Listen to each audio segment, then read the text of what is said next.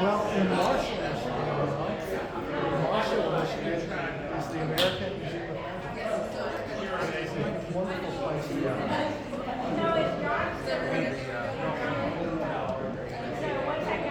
Great time. Someone, when Teresa told us she's going to have the magician at home, we just have a moment. Renew our childhood, Thank you for coming.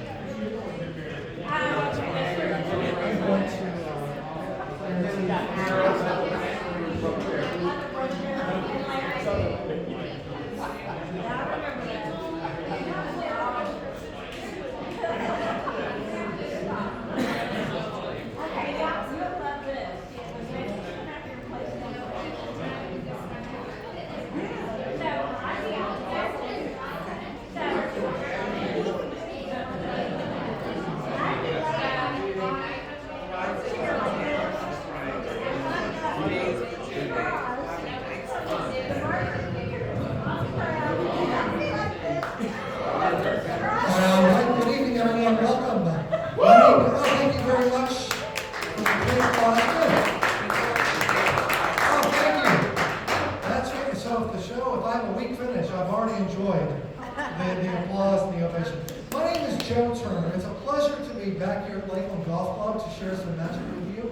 For those of you who are eating, I'm going to press on. Feel free to adjust your seats, shift to another side of the table if you would like. For those of you who are already done, if you want to turn your chair so you can see, that would be great. We're going to have some fun. I've been doing magic full time for about 25 years, 50 countries. The cards on your table, those blue postcards, are about the show that I produce monthly in Metro Atlanta since I moved here. And the next one is coming up. So there's some details about the show. That's this month's show, so it's already passed. But on the back is important. That QR code is all of my social media. So if you want to get in touch with me and follow and see what I'm doing next, when I'm coming back to Lakeland, when I'm going to be somewhere else around town or elsewhere, that's the place you can connect with me. So my job for the next 40 minutes or so is to amaze and astound and entertain you using many of the skills and techniques that kept me from dating in high school. So this is going to be really fun for you and kind of a tragic flashback for me, but we'll get through it together. So when I was a kid, I wanted to learn to do magic. All the books said you should start by taking a coin from your mom's purse or your dad's change on his dresser and just put it on the back of your hand and try to open and close your hand without dropping the coin. This was to develop a sense of balance, understanding the musculature of the hand, some coordination. And then the book said put it on the first knuckle, and then try to lift the second finger and pull it vertical and let it flip over to the next finger. And then to try to get the next one, and then to do the next one.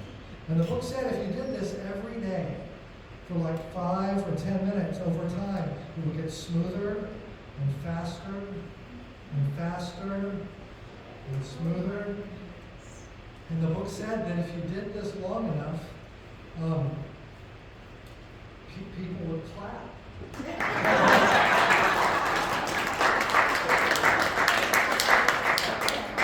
Apparently you couldn't see, sir. All right, fantastic. I'm glad you guys like it. 38 minutes to go. No, my friends are like you. They were like, that's pretty cool, but it's not really magic, is it? It's more like juggling. Magic is more when you put something somewhere and it disappears and comes back. Or when it vanishes from one place and reappears somewhere else. Or when it vanishes and reappears somewhere else. My friends were like you. There was scattered applause. They were like, well, that's okay. I mean, honestly, it's clear you've practiced, but it's still not magic. You're using sleight of hand. Somehow, you're concealing the coin, maybe in between your fingers, or behind your hand somehow, or maybe up your sleeve. If only you had some kind of barrier, a barrier made of steel, or titanium, or silk, so that when the coin goes in your hand, we know it's not going through your fingers, it's not going around to the other side, it can't go up your sleeve. Then and only then, if the coin disappeared, might we believe it could be magic. Thank you very much.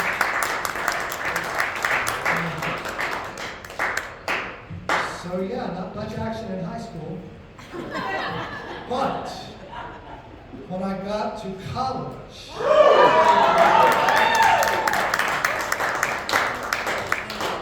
looks like I found the level of the room too, Teresa. I see where you're from.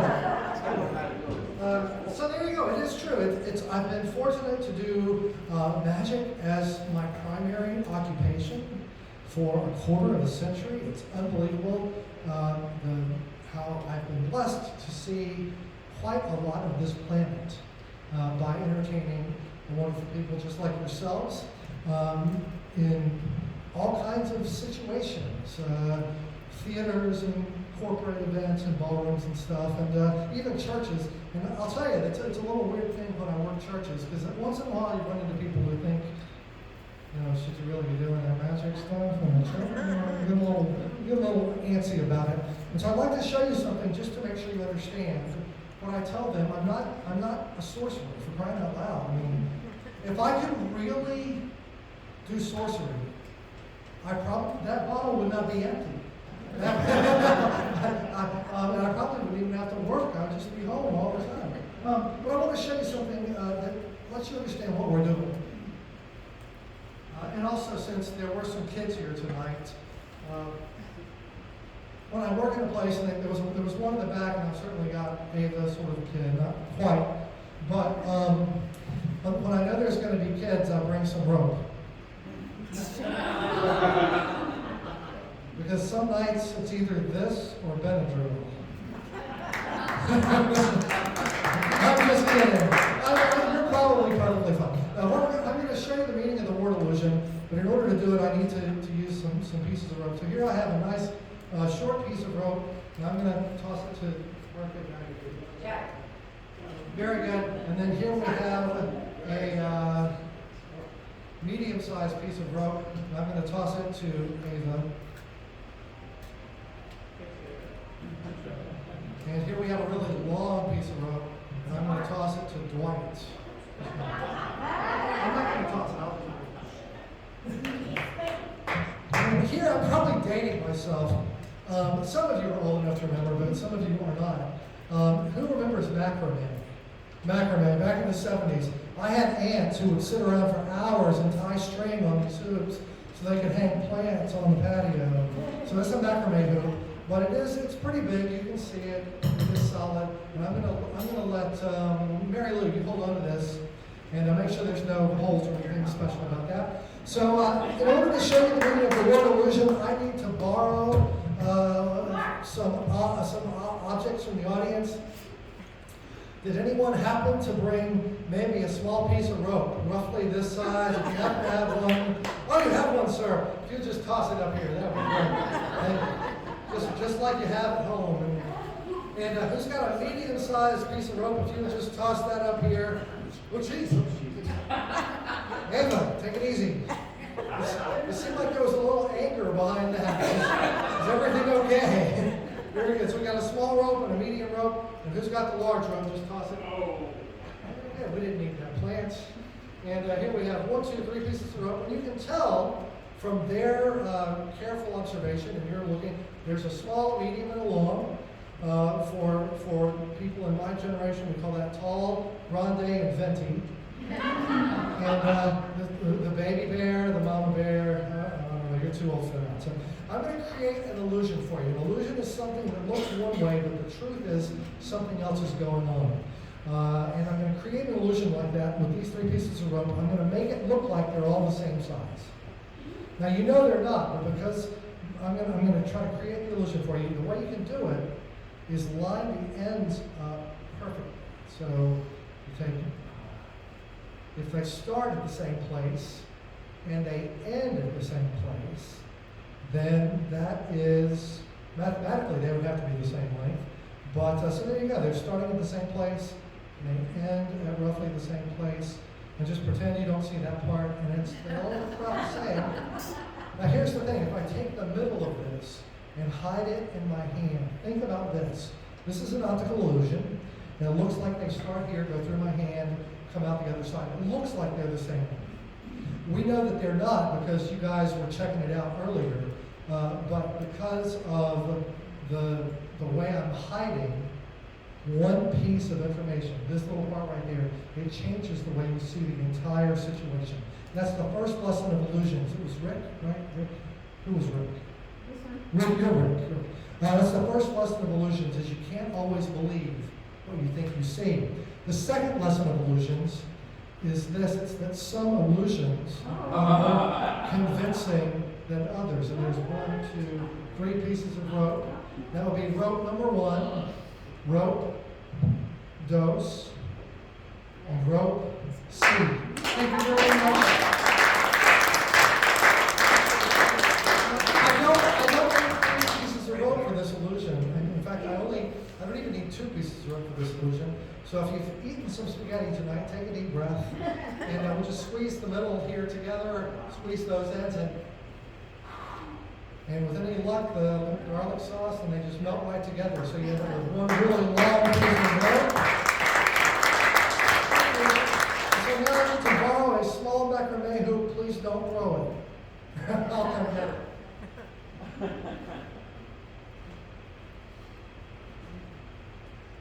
There are 2 ways to describe this situation. You can say the rope is going through the ring, or you can say that the ring is on the rope.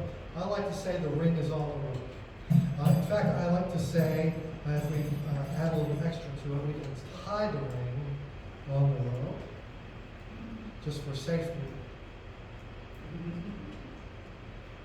Now we know that the ring is tied on the rope.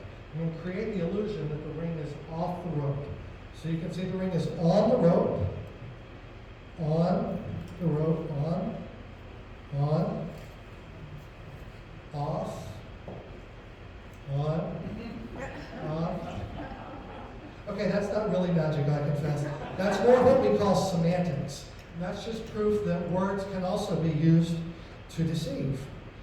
Important to remember in election years. When I said the ring was going to come off the rope, you may have thought it was going to melt through the fibers and come off the tied rope like that. I'll wait for the applause to die down.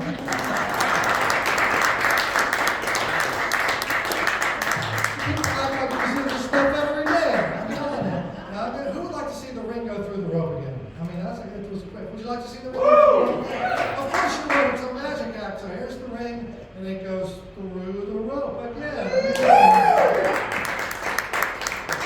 Same joke from before. It's just I was lying about the meaning of the preposition. Watch carefully. We'll take the ring, we'll throw it through the air and try to balance it on the other side of the knot. 1, 2, 3. Well, it did go through the rope. Now I'm looking at all of you people clapping. And there's one particular person in the room who's not clapping with the enthusiasm that I thought that she should, Eva. And that is because I'm looking at you and you're judging me this whole time. You can say, well, you know, I may only be 10, 11, 10, 12. I might only be 12, but I know that you're so smart. You know that you can't take a ring off a rope unless you untie it and slide it off one of the ends. Everybody knows that. She's judging with that. And I think that's the problem with this rope. Is that I don't think this is good American rope. I think this is like a cheap import. And the way I can tell is if you pull on it just right, the ends pop off.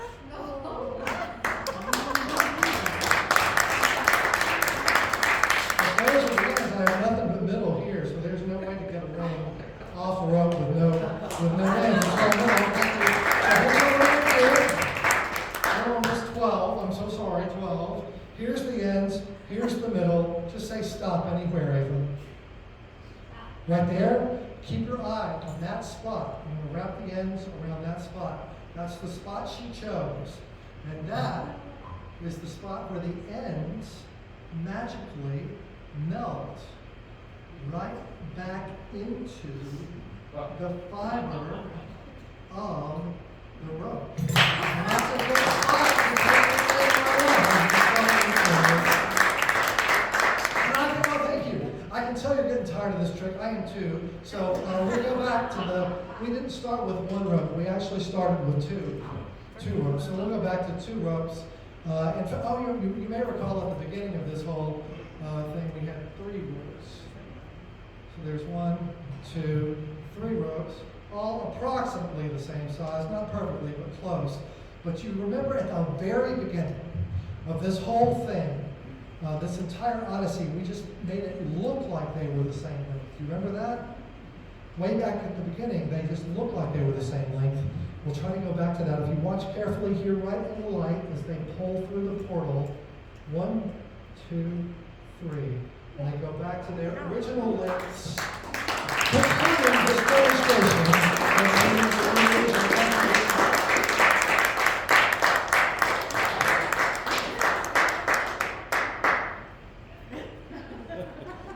all right, well, since we have explored this amazing mystery, it seems only fair now that I should involve some people from the audience. I'm not going to embarrass anybody.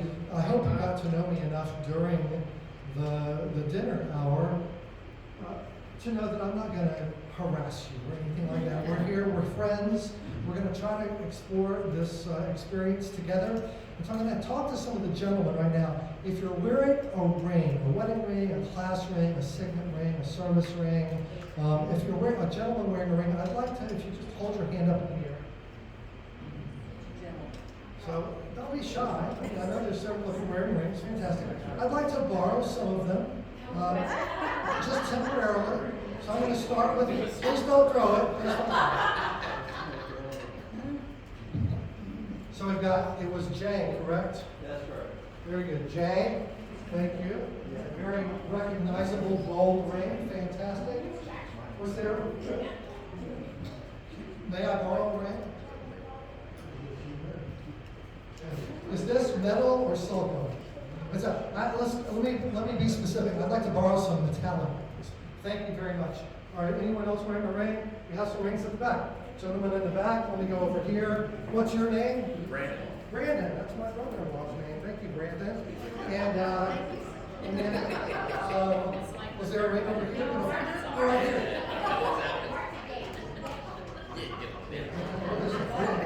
So I've got 3 rings. So, if you ever have me work for you in a more corporate setting, you'll see that I like to use magic to create metaphors and teach. When I speak, I don't use slides, I use magic. And in a setting like that, I might talk about the importance of building out your network and making connections, or I might talk about the importance of magic and theater as a way to build human connection between all of us. So for some of you, it's going to be like that. It's going to be this wonderful metaphor. For 3 people in the room, this is going to be the moment they realize they might be going home with 2 other guys. So let's see if we can do this. We'll leave this, the hand with the raise up. That's just...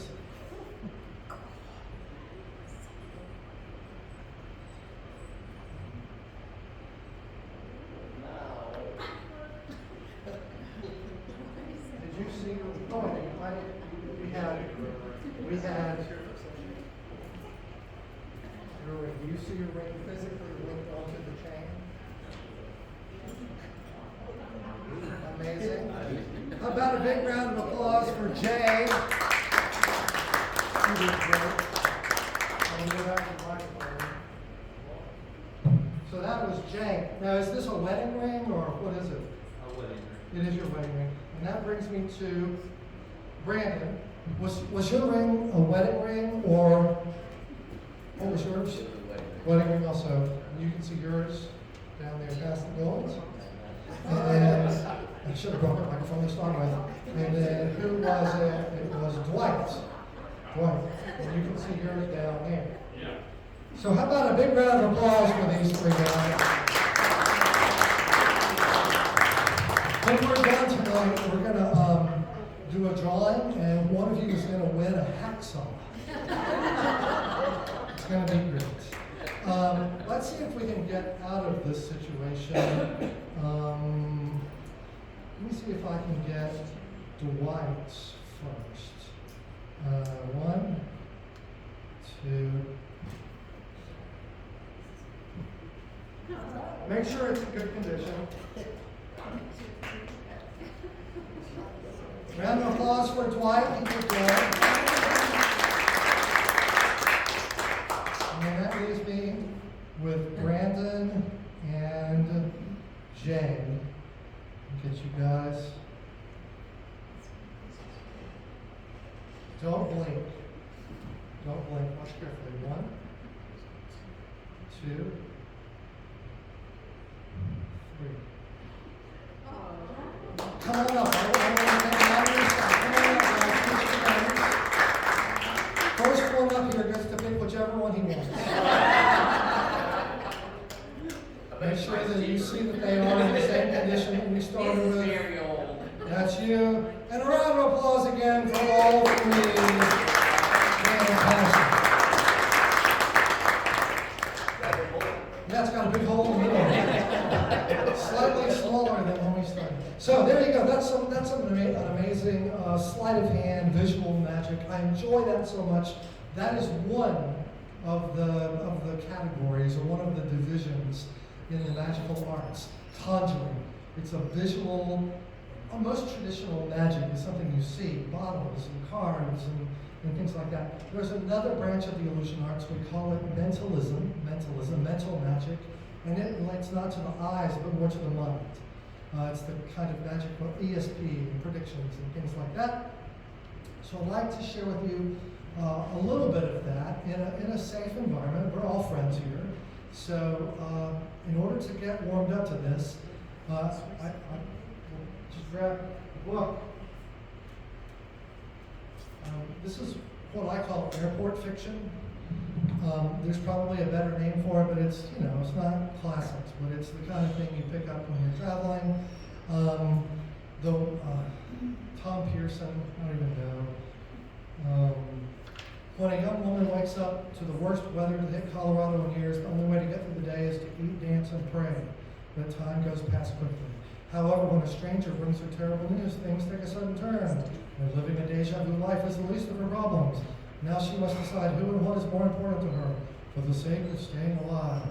English writer, blah, blah, blah. So anyway, here we have a book. I'm going to ask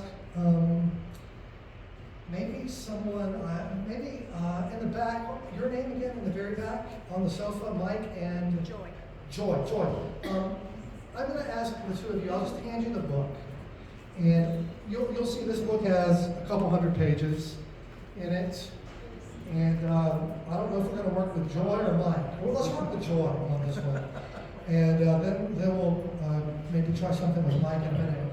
So Joy, if you will, please read through the book and give us a short synopsis. No, I'm just kidding. You don't have to. If you will just open the book to any random page.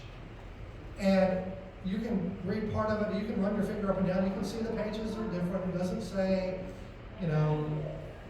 helicopter 1,000 times or something like that. Put your finger anywhere in the page, either any page you want. And then look at your fingertip and give it a kind of like an inch radius maybe. So you have a few dozen words to choose from. And pick a nice long word, something not like, car or cat or house, but like a more interesting word, fairly lengthy. And then once you've got it, close the book. And it could be a person or a place or a property, but it's just a nice long word. Have you got one in mind? Does he know what it is? Okay, I want you to pick one he doesn't know. Choose one so he's not looking. Okay. Have you got a different word? Okay. Okay, so now you're the only one in the room who knows it. So I couldn't be getting these signals or anything from him. If you come forward and bring me that book, and we'll see what we can do. I don't want to open the book. Remember, look at the word again and make sure that you know what it means, how to spell it. You can picture it in your head. Come on up next to me. And then once you've done that, close the book. So that specific word is locked into your mind. And you saw there were hundreds of other words on the page. You could have, in fact, you did change your mind once because I asked you to. In your mind, try to picture the word. Imagine that you're in a movie theater, and up in front of you is a large screen. Visual aid. and printed on that screen, don't go blank, I need you to remember your word. Think about your word, visualize the letters, and in your mind's eye, go all the way from the beginning to the end of the word. Are you at the end of the word? I'm seeing the letter R for some reason. Is the last letter of your word R? What's the last letter of your word? What's the last letter? I swear I saw an R. Next to last letter is an R. Yes, okay, that's what I've got. That's what I've got. So I had an R. Think of the first letter of your word. Don't say it. Picture it in capital letters. And I'm seeing it, and it is all straight lines. This is not like an S or a P or an R. And I'll write this so that these guys can see.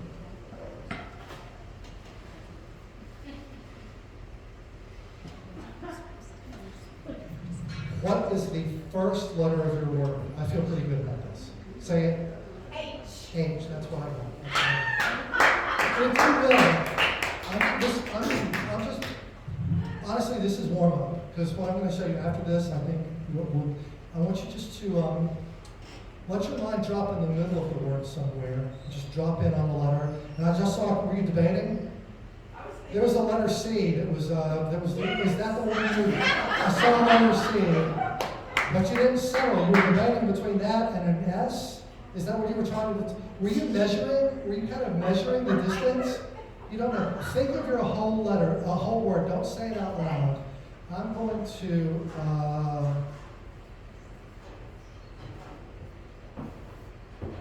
I'm committed for this. You know, I don't really believe in mind reading, by the way. I should have told you that up front. I've been married 30 years. Can't be done. But I do believe in strong theater. Mentalism is very strong theater. What was the word you were thinking of? What was the word? Headstar. Headstar. Very good. Stay right there. Stay right there. I'm going to ask you to identify two other ladies in the room. And just point to any, maybe we'll spread them out so we have a little bit of distance. So it'll be you and two other ladies. Okay. Here. Who? Lily, stay right there, you're gonna come up. And then who on this side? Can I pick you? Sharon, you don't have to come up, you can stay right there. You can stay right there. And then you can go back to your seat. If you were not employed, once you go to your seat, please take a card and a pen. And we'll give a card and a pen to Sharon. And a card and a pen to Lou. Okay, we're going to expand this a little more because people know one of the things I speak on is memory training. And they think, well, he memorized that whole book somehow. Which, I mean, I know I don't have a social life, but I have more than that. I'm not going to stay home and memorize the whole book. Yeah. But what we're going to do now is try to use something that I couldn't memorize, I couldn't know. On this card, on the back, I'd like you to jot down a very specific memory, and I'm going to give you some categories. Ideally, if you can think back to that first kid, when you were a little girl, that first kid you had a crush on. Could have been grade school, could have been down the street, across the block, it could have been at church, it could have been whatever. If you remember that kid's name, I'd like you to just print it, that first name.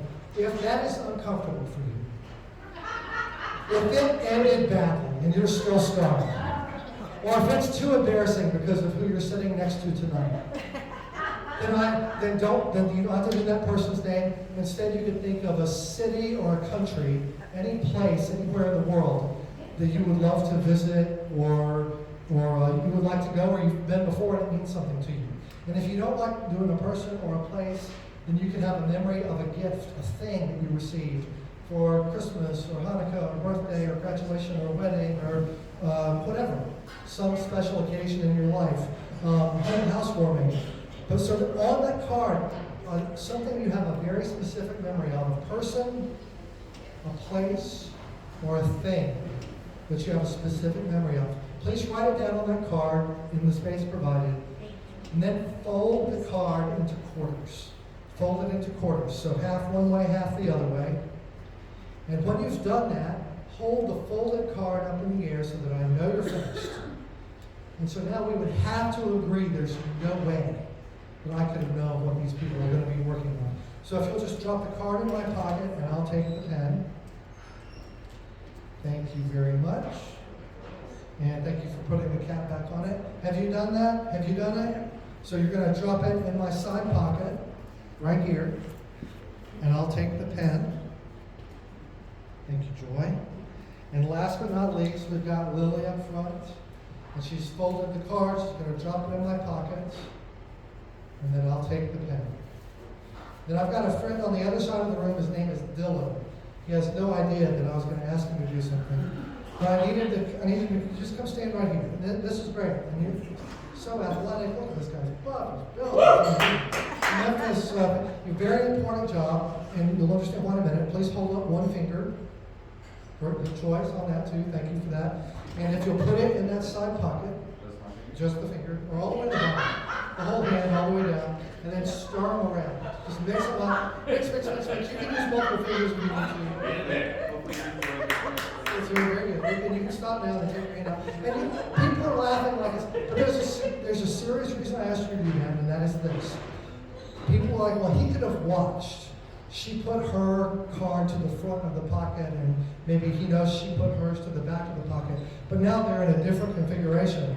Shuffle them? He mixed them up. So you can have a seat. Thank you for helping. And then so here's what we're going to do. We're going to have a little lie detector examination. We've got 3 ladies, and I'm going to read out one of these. And we're going to ask all 3 ladies if this was their memory. And they are all going to say no. No matter how I phrase it, you're going to say no. That means that 2 of you will be telling the truth. And 1 of you will be lying. And I'm going to try to identify who the liar is. So here's, let's open it back so I can see. So I'm going to read it out. And you're all going to say no. Okay? Do you understand the rules? No matter how I phrase the question, you're going to say no. Do you understand the rules?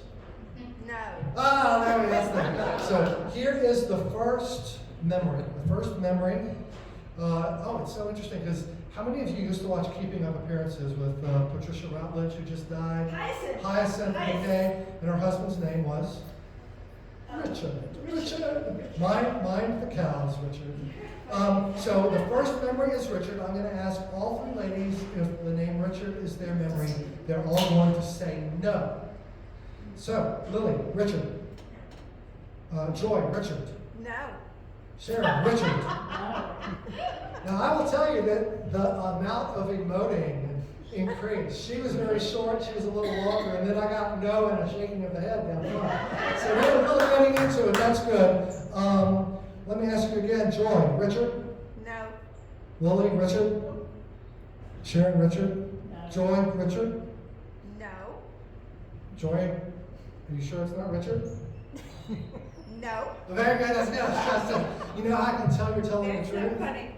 You know how I can tell you're telling the truth? Because Lily was lying. She was lying like a bad girl over here. Big round of applause for Lily.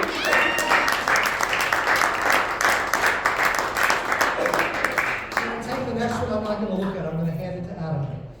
Because other people are saying, well, maybe there's something written on there or something about the pen or something like that. He can tell. So I won't even look at this one. I'm going to ask Adam to read it. He'll help us with it in a moment. Now, those of you who are mathematically inclined, Karina, it's not you, Gail, they're like, well, now his odds have gotten better. Now it's 50-50. So he's going to, but I still have to get it right, right? I mean, it is a show. I'm going to try to get it right. So I'll try to do this one without looking. I know it's going to be either Joy or Sharon. I'm not going to look. I just want you to look at the memory and read it out. Read it silently to yourself first. Got it? Yep. Now close up the card so I can't ever accidentally see it. And he's going to read it out. He's just going to say it to me. And I'm going to make eye contact with you. So you know I'm not looking at any of those ladies. Right? So Adam, what is the memory? Say it audibly. Say it out loud now. Pete. Pete. So I'm going to ask both Joy and Sharon if it's Pete, and they're both going to say no. Please say it loudly so I can hear you. Joy. No. Pete. Joy. Pete. No. Sharon. Pete. Joy. Pete. No. Sharon. Pete. No. They're so definitive on that. I'm going to take an audience poll. How many think Joy is lying? Raise your hand. Which Joy is that? Joy in the back. How many think Sharon is lying in the front? Sharon. Okay, here's the thing. I usually feel pretty good about the audience, but in this time, I think Joy tipped her hand by answering too quickly. I think she was overproving. So I'm going to say that Joy was thinking of Pete. And that is correct. You can tell the truth now. Oh. Yes. Yes! She can keep that. So that means, obviously, we know that the last one belongs to Sharon. So Sharon, I'm going to ask you to reach in my pocket and grab your card back out and just hold it closed in your hand, okay? We're just not even going to open it. It's in there wherever you put it, or wherever he started to. Hold it closed in your hand. And if I could ask you just to please come stand up here. Woo!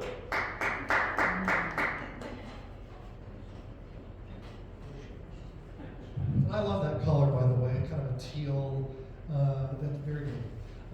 Good choices. You make good choices. Think about this memory. Please hold it in your hands up on your chest and near your heart.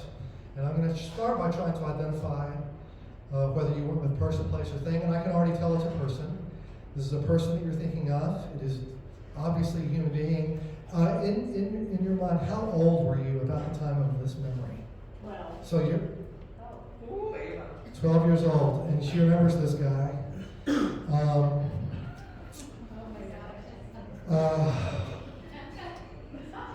Classmate at school? School classmate?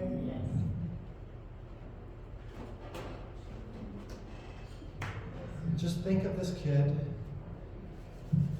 Picture him. It is a young boy. Picture him in your mind, and don't say it out loud.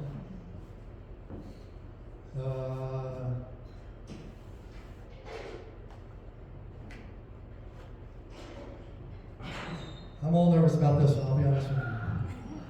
You've just been saying it over and over in your mind, yeah? And now, out loud, please say the name of the person you were thinking of. Bill.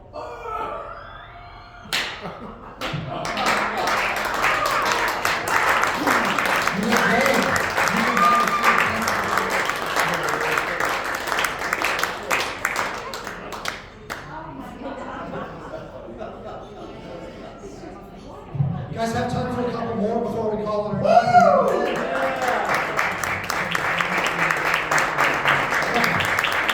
I have two more things to share with you, and then we'll call it a night, but I'll save my final goodbyes for later.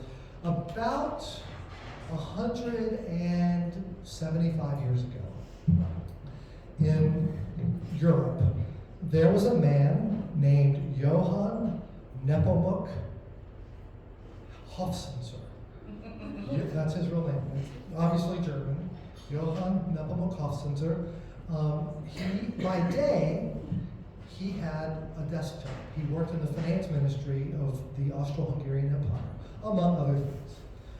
But by night, Hofstadter invented many of the techniques of sleight of hand with playing cards that are still used to this day all over the world by people like me in situations like this. And he wrote many books and letters, and among the things he wrote, there was one saying where he said that he considered cards to be the poetry of magic. And by this, I believe he meant that with this finite set of sounds or syllables or phonemes, one could, with creativity and some diligent practice, create nearly an infinite number of experiences. Now, I don't have time for an infinite number, but we'll try a few. We'll try 7 tonight. I love cards. You can go anywhere in the world, to a drugstore or Port Authority, some bodega somewhere, and you can find a pack of playing cards. He used these in theaters, seating thousands of people. Tonight, I did it for 1 or 2 people at a time, sometimes a whole table. I love them. They're very versatile. Tonight, I'm going to try to fill this room with magic. Using 52 pieces of paper, I'll drop the cards from one hand to the other like this. I'll ask someone at each group to call stop somewhere along the way. And whenever they say stop, that will be the card that they remember. So I'm going to start at this table. I'm going to start with Gail. Gail, you don't have to come up. We just do it from there. You're just going to call stop anywhere, and whoever it stops, your whole table is going to help you remember this card. So Gail, please say stop. That'll be your card. The whole table will remember that. I'm looking away. Don't say it out loud. Don't say it out loud. Please remember the card. I implore you to not forget the card. If you need to make a note of it somewhere, that would be great. Because if you forget the card, this is a colossal waste of time. I don't mean to put pressure on you, but I was a management consultant in my previous life, and we would call this a mission critical task. So that's one card. Now, anyone in the room could learn to have a card selected and find it. Probably you already did. Most of us learn a card trick somewhere in our lives. So let's go to Kim. Kim, please say stop anywhere. That'll be your card. Everybody's going to remember that card. Got it, Kim? Yes, sir. Very good. That's 2 cards, twice as hard as a regular card trick already. And then we've got the lady making eye contact. What's your name? Linda. Linda with an I or a Y? With an I. Linda, I'm Joe. Please say, let me come closer so you can see. We've got good light. I can't see. Say stop anywhere, Linda. Stop. That'll be your card. Got it? Got it? Very good. 3 cards. 3 times as hard as a regular card trick. Let's go to Joy and Mike. Mike, please say stop anywhere. Stop. That'll be your card. Got it? Think so. Please be confident. We need to do another one. Okay, that's 1, 2, 3, 4. Let's come over to, how about it was Liliana. Say stop anywhere. That'll be your card. Got it?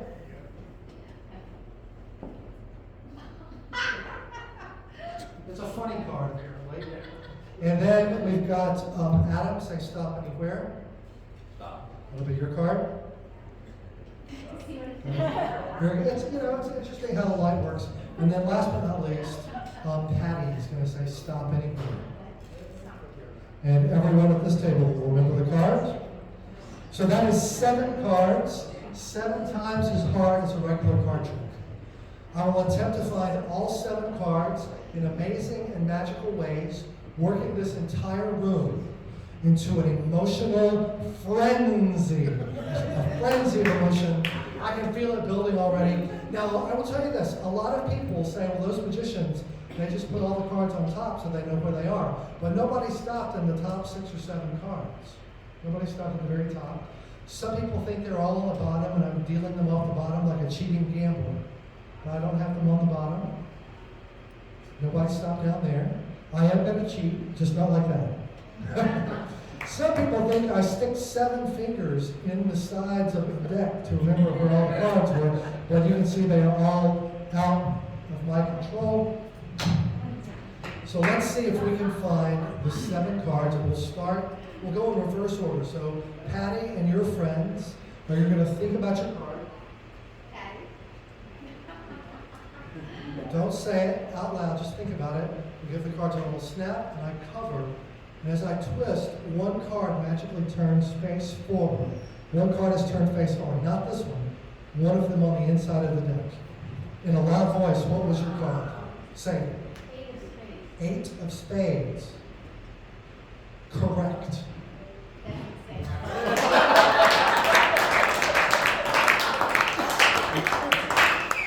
I can feel the skepticism.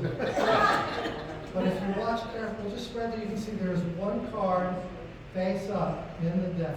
It is the 8 of spades. A round of applause for Danny. And that brings me to Adam and Dylan. What was your card, guys? 10 of clubs. I keep an emergency card. In case someone chooses the 10 of clubs. A round of applause. Dylan. The 10 of clubs is the same card that Liliana had. Was the 10 of clubs also? I'm sorry?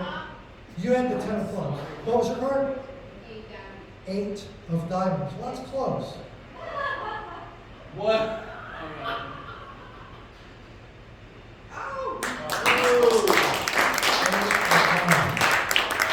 Which raises a very interesting question, which is how did the 10 get back in my pocket when they were watching me the whole time? We'll use the 10 and the 8 of diamonds together to find Joy and Mike's card. You guys did not have the 10 of clubs and the 8 of diamonds, correct? Right. What was your card? King of spades. King of spades. Watch carefully. King of spades jumps right into the so that's 4. But I'll be honest with you, that the applause is like.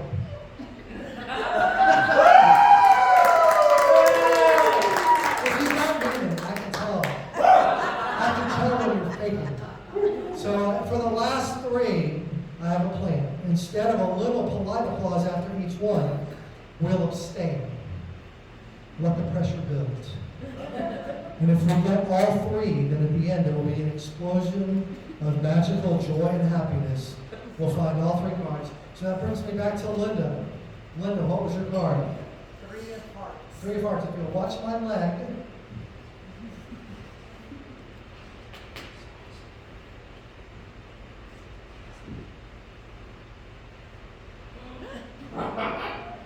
Hold it. Oh, now you want to. That brings me to Kim. Kim, think about your card. Please say it out loud now. 2 of clubs. 2 of clubs. To find the 2 of clubs, I do need some quiet. And I have to position myself in alignment with the magnetic field of the earth, which has been interrupted by these Edison lights, but that's okay. The 2 of clubs. Watch carefully.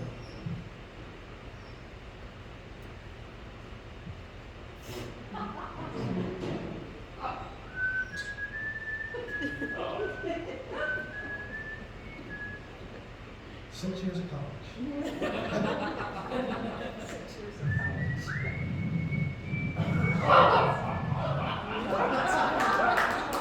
Two of clubs. Hold it.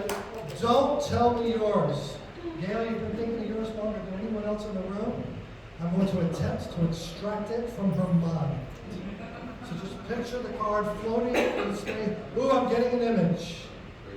Through the mists. Oh, it's coming in. Oh, are you buying any of this? It's coming. Oh, it's very clear. It's a rectangle. It's a rectangular card, correct? Yeah, absolutely. I told you I was a management consultant. We start by observing the obvious. And that'll be $85,000. I want to say it's a black card, and I think I see the roundy. So it's a club. It's the curly puppy dog feet. And think about your card. Don't say it out loud. Left-handed, without looking. We'll cut to 1 card, and 1 card only, which leaps from the deck and lands gracefully in my other hand. Did you folks see that? I caught that. That was fantastic. I mean, even if it's wrong, that was good. I'm even going to look at it in a loud voice. Gail, for the first time, what was the card? Who? 8 of clubs. 8 of clubs. I won't even look at it. I'm going to show it to all of you, and I'll know if I got it right from the emotional frenzy. So here we have.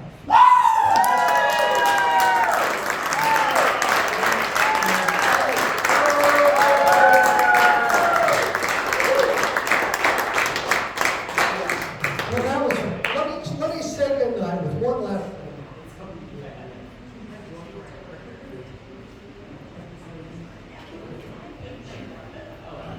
This is a beautiful illusion.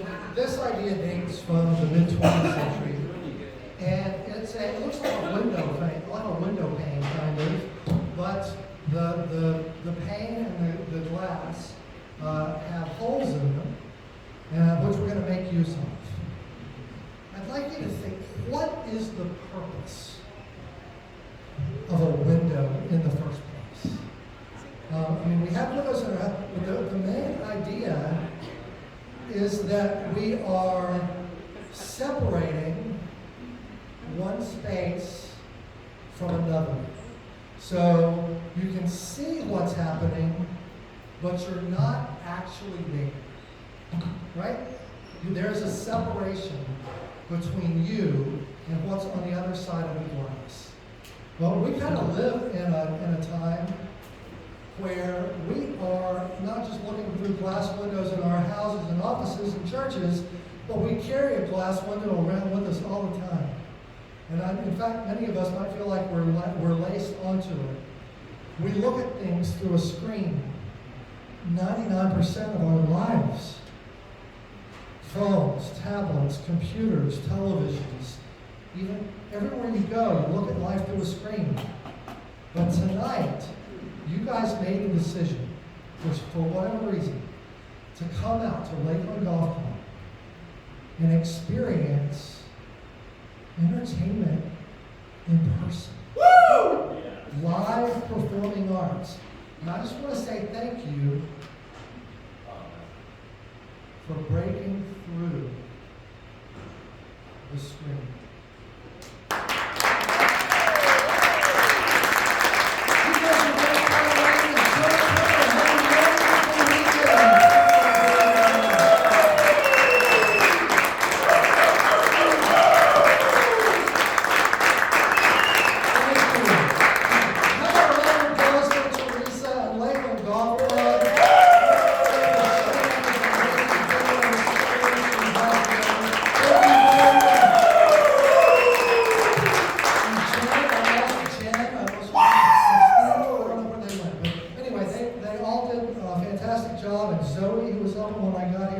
So thank you all for having me, and I hope to see you again in the future. Good night.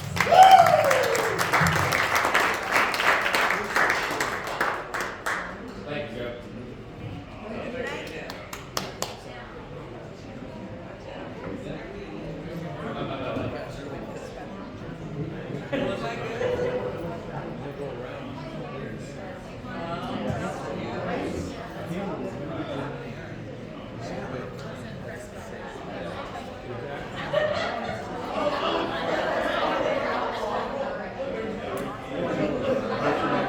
All right, see you guys on Instagram.